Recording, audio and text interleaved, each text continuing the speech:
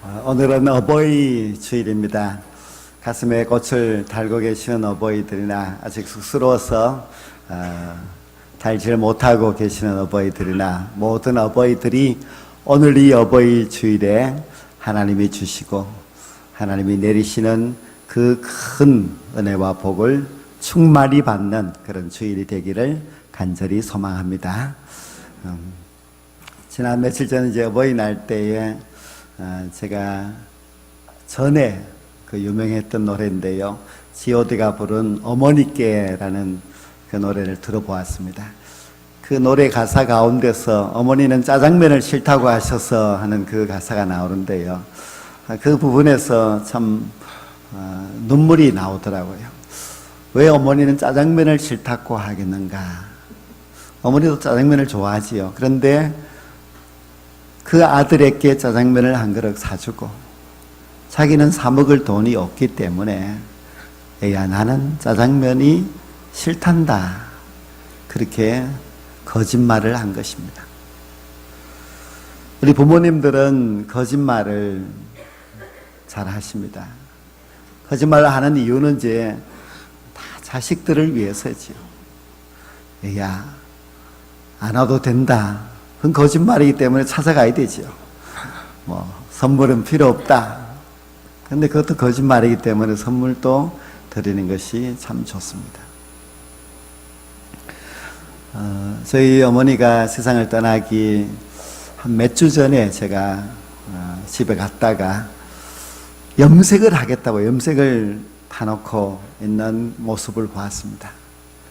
그래서 제가 해드릴까요? 했더니 아니다. 내가 혼자서 늘 해왔고 나 혼자서 잘한다. 옆에서 지켜보니까 잘 못하시는 것 같아요. 그래도 도와드릴까 해도 내가 오랫동안 해왔고 혼자서 잘할 수 있으니까 걱정하지 말라고 했습니다. 그것이 마지막 염색이었습니다. 저는 그 생각이 계속 자꾸 나요. 그때 내가 좀 염색을 멋있게 해드렸으면 좀 후회스럽지 않았을 것인데 왜 그때 도와드리지를 못했을까 그런 마음이 들었습니다. 송광정철의 시가 생각이 났습니다. 어버이 살아실제 섬기기를 다하리라. 가신 후에 애달다 어이하리. 평생에 고쳐 못할 일 이뿐인가 하노라는 시입니다. 살아 계실 때 잘해야 되는 거 우리가 잘 알고 있는데도 또 이번에도 미루다 보니까 이번에도 잘 못하고 지나가 버리고 그러다가 보니까 벌써 부모님은 기다려주지 않고 세상을 떠나가 버렸습니다. 목사이면서 어버이 주일에 부모를 공경하라는 설교를 좀 당당하게 해야 하는데 몇 년 동안 참 이 설교를 하기가 쑥스럽고 그렇게 했습니다. 더 늦기 전에 좀 일찍 효도를 잘 했으면 얼마나 좋았을까 하는 그런 마음이었습니다. 여러분들 혹시 부모님이 살아계신다면 참 큰 복입니다. 아직도 효도할 수 있는 그런 기회가 있기 때문입니다. 아직 부모님이 살아계신다면 후회할 날이 되지 않도록 더 열심히 효도하셔서 부모님에게 기쁨을 드릴 수 있는 그런 자녀들이 꼭 될 수 있기를 간절히 소망합니다. 저도 다행스럽게 저희 이제 아버지가 아직 살아계시기 때문에 좀 효도할 기회가 아직은 좀 남아있는 것 같습니다. 지난 월요일에도 이제 저희 아버지와 함께 안동 도산서원에 이제 소풍을 갔습니다.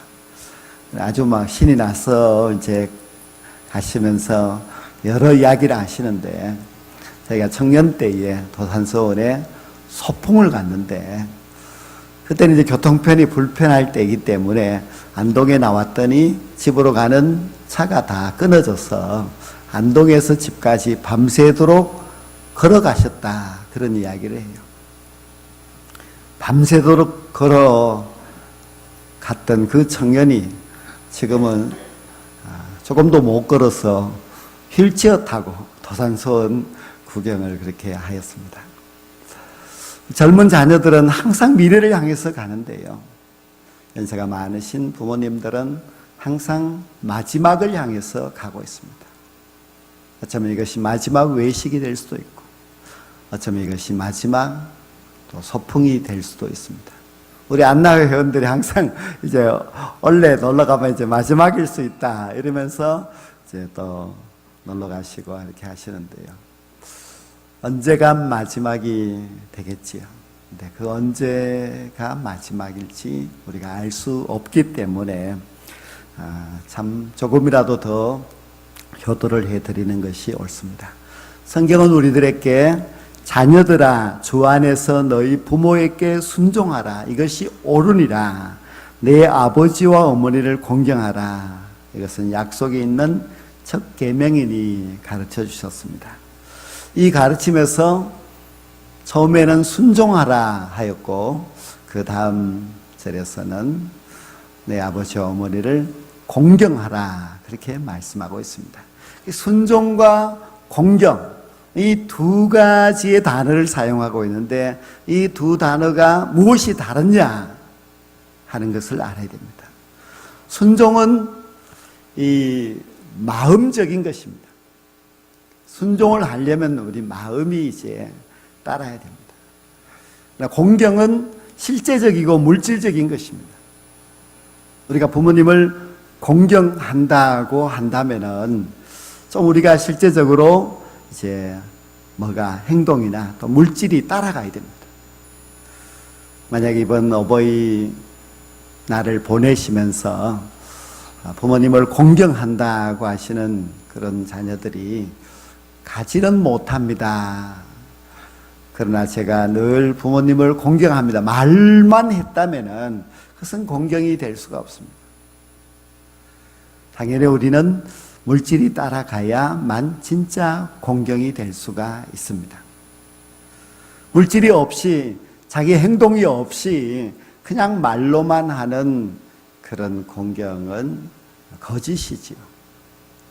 그래서 물론 물질로 선물을 사서 드리고 하는 것도 이제 좋은 공경이지만은 더 좋은 공경은 이제 찾아가서 뵙고 좀 같이 시간을 보내고 하는 것이 얼마나 좋은지 모릅니다. 공경이 없는 순종은 위선입니다.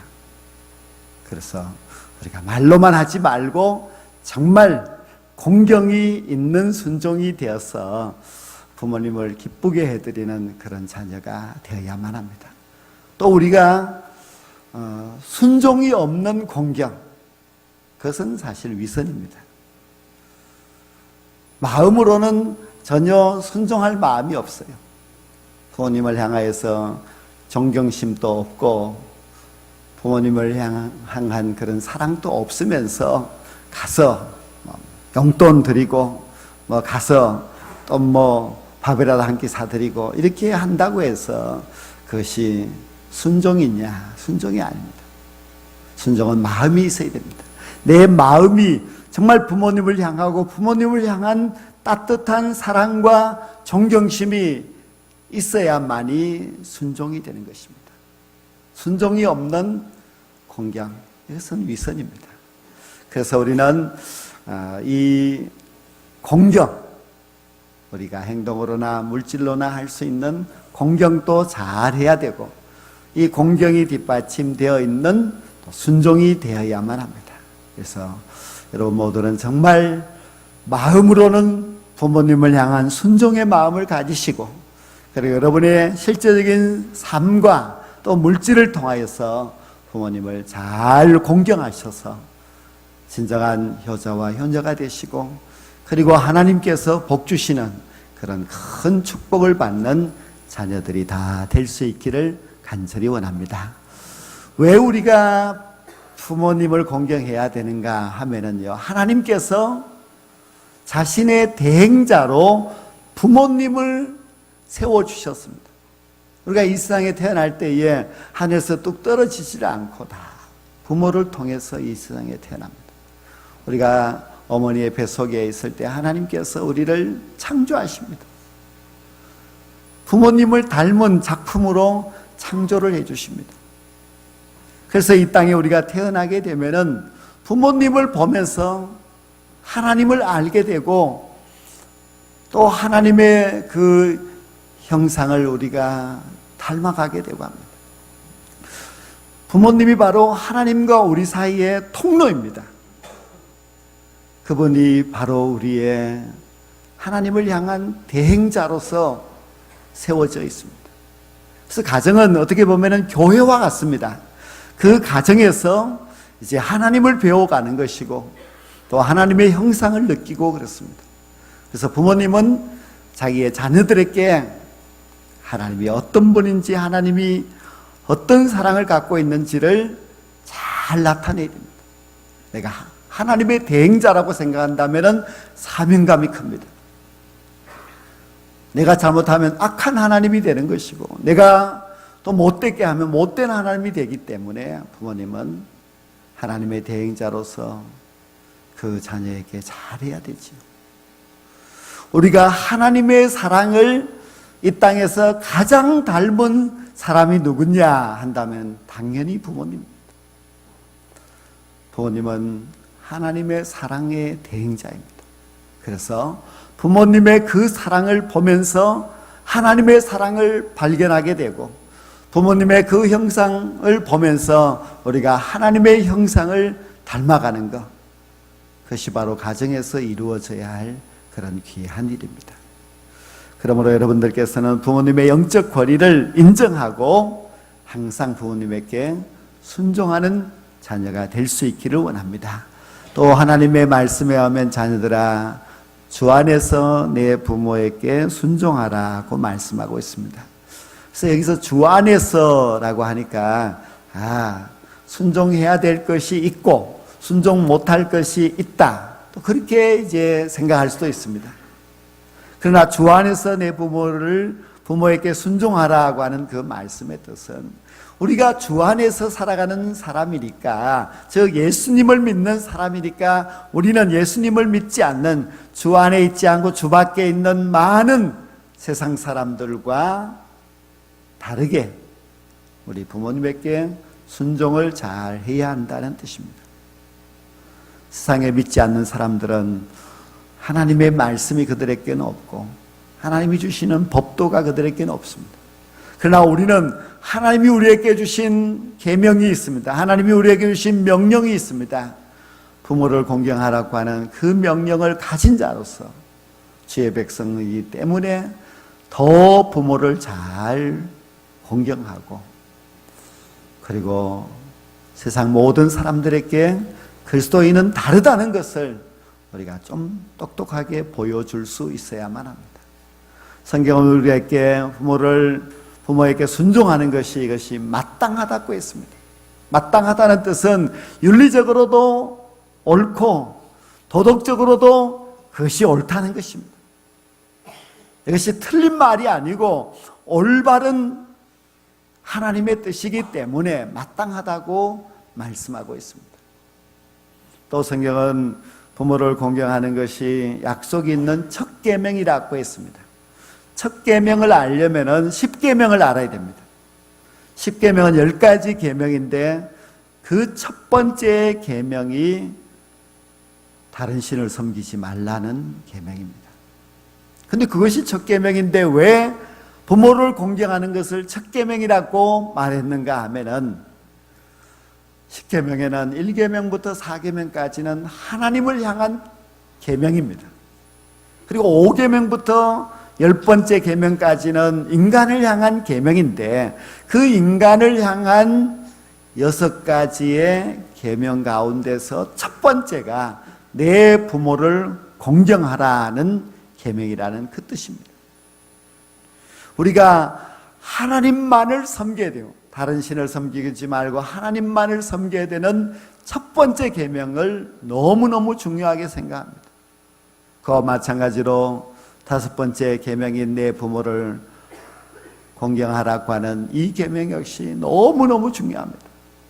10계명에서 1, 2, 3, 4계명을 보면은 하나님 외에 다른 신을 섬기면서 둘째, 셋째, 넷째 계명을 지킬 수 있느냐? 지킬 수 없습니다. 하나님 외에 다른 신을 섬기지 말라고 하는 이 계명이 기초이고 이것이 중심 핵심입니다. 그래서 이것을 가장 앞에다가 두었습니다.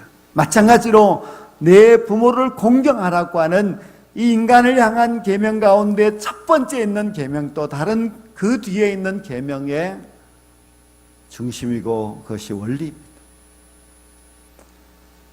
우리가 내 부모를 공경하는 그런 마음이 있으면 살인하지 말라, 간음하지 말라, 도둑질하지 말라, 내 이웃을 해하지 않고 거짓 증거하지 말라, 이런 다른 계명들은 자연적으로 지킬 수 있습니다. 내 부모를 공경하지 않는 사람들은 이런 다른 계명들도 다 안 지키게 된다는 것입니다. 그래서 우리는 내 부모를 공경하라고 하는 이 계명을 첫 번째 계명이다. 우리 인간을 향한 계명 가운데서 첫 번째이기 때문에 이것을 잘하면은 다른 계명들도 잘 지킬 수 있다 하는 것을 기억하셔야만 합니다. 부모를 공경하는 것이 이렇게 중요하고 이것이 약속이 있는 첫 계명이라면은, 약속이 있다면은 그 약속이 무엇인가?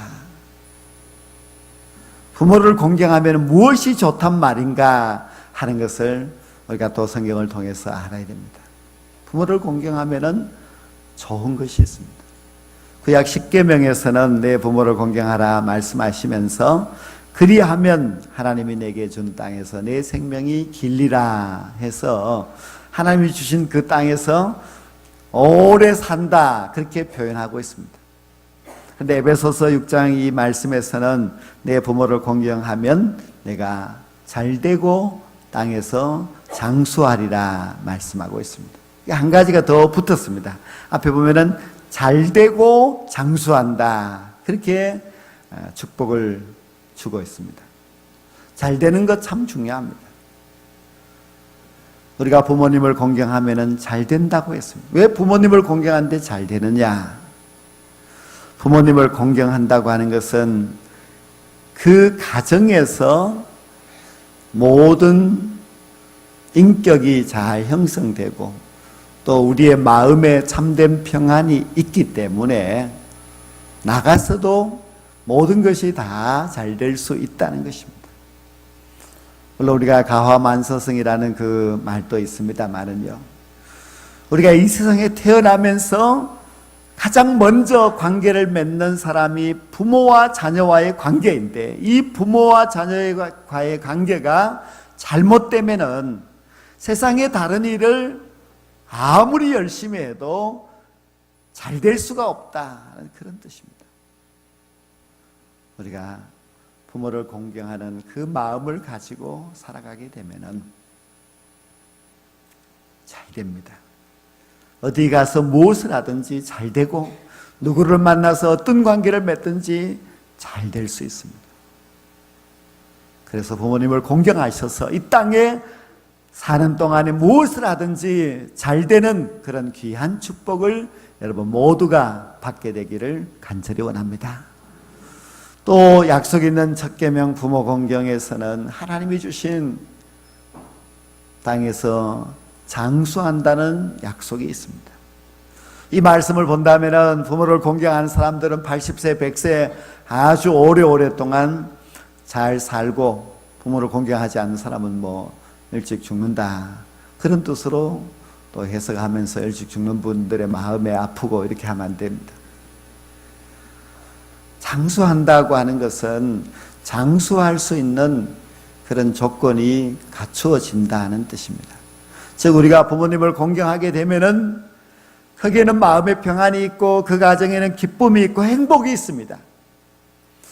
부모와 갈등이 있어서 서로 싸우고 다투고 원망하고 하면은 그 마음이 이미 불행하고, 그리고 마음으로나 육체적으로나 힘들게 살아갈 수밖에 없습니다. 부모를 공경하는 사람에게 육신적으로, 마음적으로, 영적으로 다 온전하기 때문에 그런 사람들은 오래 살 수 있는 그런 조건을 갖추게 된다는 것입니다. 성도 여러분, 우리가 정말 부모님을 잘 공경하게 되면은 잘 되고 장수하는 이 두 가지의 복을 다 받을 수가 있습니다. 잘 되기만 하고 장수를 못하는 것도 아쉽습니다. 또 장수는 하는데 잘 되지 못하는 것도 또 마음 아픈 일입니다.